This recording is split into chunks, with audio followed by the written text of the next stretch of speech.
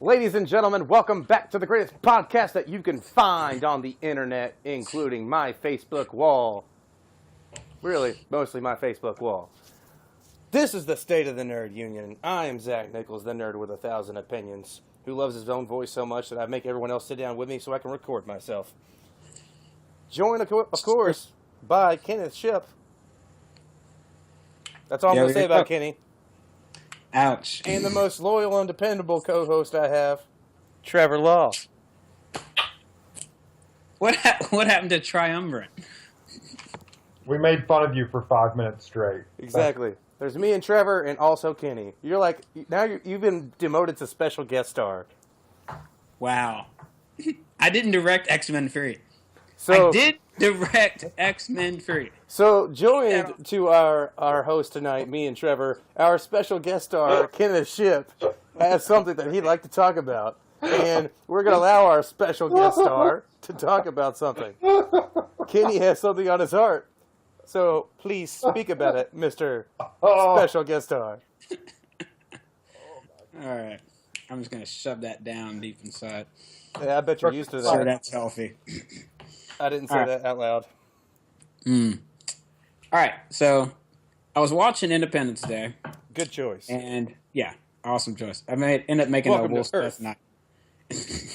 But, is it Randy Quaid?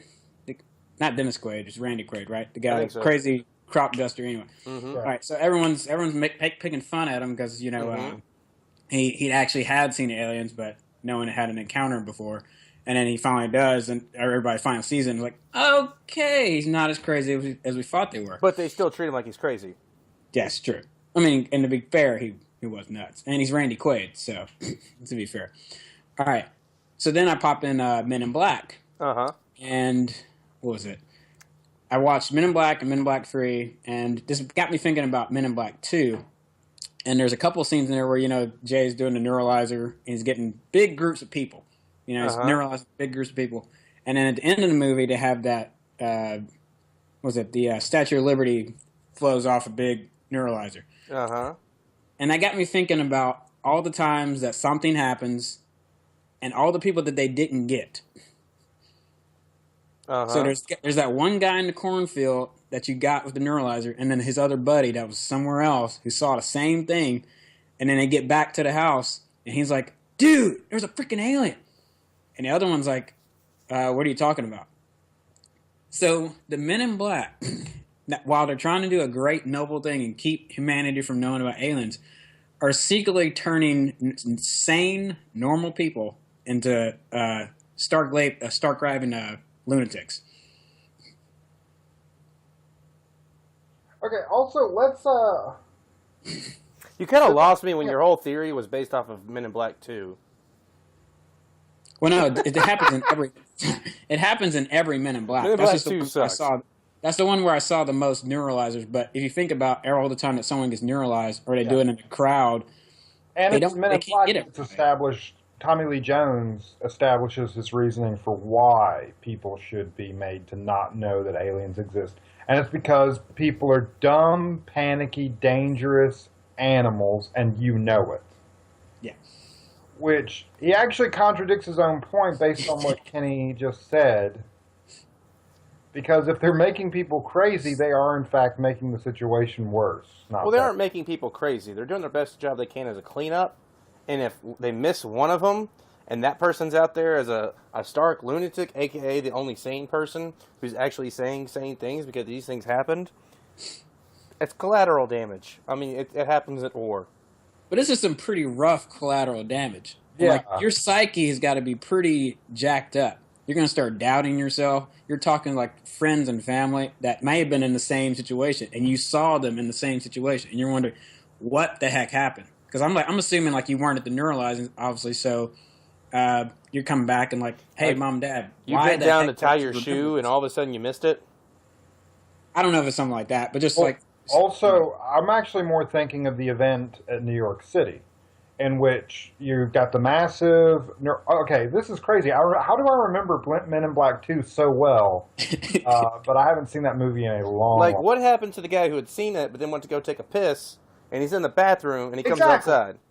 Exactly. That's what I'm saying. He sees this massive like space battle. Well, it's not a massive space battle, but it's two ships shooting at each other. By the way, I just want to say we are looking into Men in Black 2 1,000 times harder than the people who wrote Men in Black 2. So I'm not really worried about this. They're just like sweep it under the rug. Just, screw it, whatever. Men in Black. Let's hire Johnny Knoxville. Yeah, he does such great work. Like Ninja Turtles 2014. Oh gosh. In The Ringer. That raises an excellent point. You know what's a movie crossover that needs to happen? Men in Black. Ninja Turtles. And Jump Street. Wait. You know what? All three of them. The Ninja Turtles 21 Jump Street Men in Black movie. Because that's a thing. Oh, I know. I know Men in Black 21 Jump Street's a thing. Yeah, in the Sony League. That was one of the most exciting things I was talking about. I was like, heck yeah. Men in Black plus Channing Tatum and Jonah Hill. Pump the brakes. What? They're talking about like they made fun of all those sequels. So they're like, well, let's screw it. Let's just put Jonah Hill and Channing Tatum with the Men in Black. And it'll be Men in Black and 21 Jump Street combined. Yeah. It's so ridiculous it might work. Yeah. Because those movies are surprisingly good. Yeah. And they can just wipe their mind afterwards. Yeah. And they can be as self-referential as they want. They can be like... They've been so successful that they're there to replace... They're there to be Men in Black agents. Yeah, they could be the next Men in Black. Will Smith is there to train them. And then they bring The Rock in to make it good again. And then he's Green Lantern. What is the deal with that? Hang on. Okay. Why is The Rock now the go-to guy for when a franchise is not doing that great?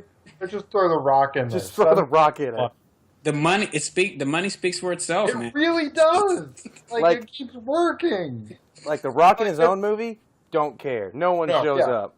The Rock with 14 other people. Add The Rock to an already floundering franchise. G.I. Joe.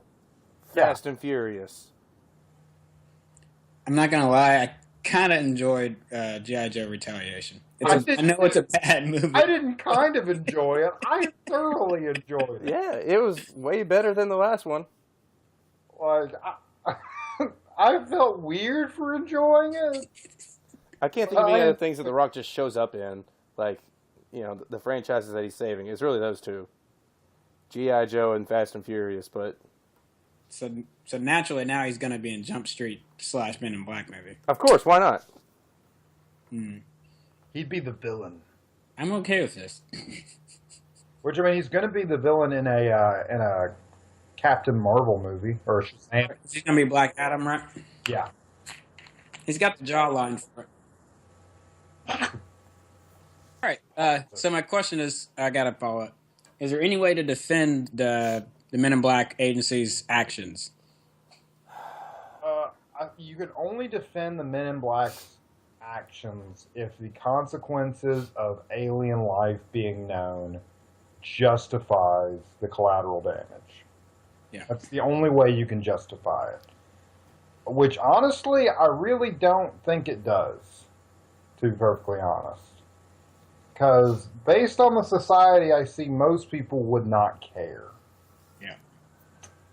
I think once you get over the initial shock, and obviously that takes years of integration and so it'd be a rough couple decades. Answer yourself this question. What would do more damage to the society?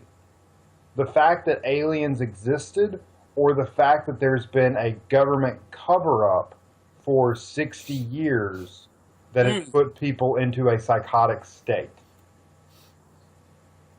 What would do more damage? The latter. Yeah. Yeah. Zach, what do you think? I stopped caring, to be honest. Just like in the Men in Black franchise. Oh, that's a really good burn. That's a good... I like the third one. Third one, it was just meh. Second one was just meh. They had a good first one, and I'll give them that. Yeah, I enjoyed the first one. Noisy cricket. Did you have anything else to say, special guest star? Any other theories to pump out there? I got not theories on Men in Black, theories on that title though. Yeah, it's like a mountain high guest star my ass. Okay.